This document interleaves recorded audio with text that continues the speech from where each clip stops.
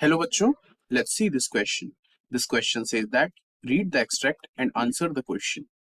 इस क्वेश्चन में एक पैराग्राफ गिवन है, उस पैराग्राफ को पढ़ के हमें जो क्वेश्चन पूछे गए हैं उनके आंसर देने हैं. So the paragraph says that the trade of the tiger skins and use of their bones in traditional medicine, especially in the Asian country, left the tiger population on the verge of extinction. तो जो tiger की skin और bones का use होता था in the traditional medicine और specially ये कहाँ होता था इन एशियन कंट्रीज. इसके कारण क्या हुआ कि टाइगर की पॉपुलेशन कम हो गई.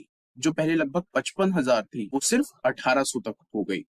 Since India and Nepal provide habitat to about 2/3 of the surviving tiger population in the world, these two nations become the prime target for poaching and illegal trading. तो सबसे ज्यादा टाइगर्स कहाँ थे? इंडिया एंड नेपाल में. इसके कारण क्या हुआ कि जो पोचर्स थे, कि जो शिकार करते थे, वो इंडिया आने लगे, नेपाल आने लगे और यहाँ पर शिकार काफी बढ़ गया और इलीगल ट्रेडिंग बढ़ गई. And project tiger, one of the well published wild life campaign in the world, was launched in 1973. Tiger conservation has been viewed not only an effort to save an endangered species, but with improved importance as a means of preserving biotypes of sizable magnitude. इसके बाद project tiger की शुरुआत की गई, जो कि एक बहुत बड़ा वाइल्ड लाइफ कैंपेन था इन 1973.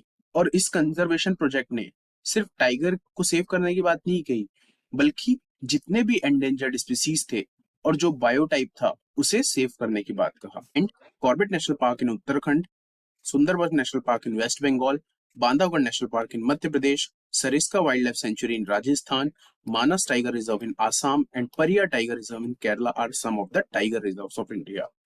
और जो प्रोजेक्ट टाइगर था वो काफी जगह स्टार्ट हुआ और जितने भी नेशनल पार्क्स और वाइल्ड लाइफ सेंचुरीज थे वहां पर काफी बेटरमेंट देखा गया, जैसे कि Corbett national park Uttarakhand, Sundarban national park West Bengal, Bandhavgarh national park in Madhya Pradesh, Sariska in Rajasthan, Manas in Assam, Periyar in Kerala. इन सभी जगह काफी चेंजेस देखने मिले. तो पहला क्वेश्चन पूछ रहा है, why India and Nepal became the prime target for poaching. तो बच्चों क्योंकि 2/3 पॉपुलेशन जो थी टाइगर्स की वो सिर्फ नेपाल और इंडिया में थी, इसी कारण इंडिया और नेपाल जो थे वो प्राइम टारगेट बने फॉर पोचिंग. अब हम देखते हैं second question. So second question says that in your views why tiger was chosen to be protected under the project.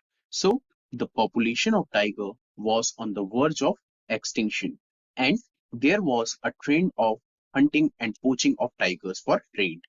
Hunters traded tigers' skins and used their bones in traditional medicines.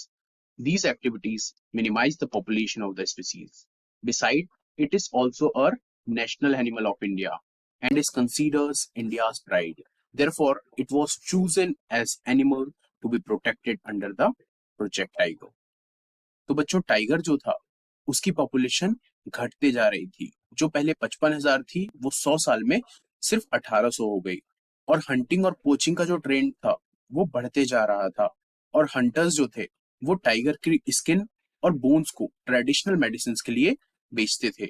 इसके कारण क्या हुआ कि population कम हो गई और साथ साथ जो टाइगर है वो नेशनल एनिमल ऑफ इंडिया है और इंडिया की प्राइड भी कहा जाता है, इसीलिए प्रोजेक्ट टाइगर को चुना गया.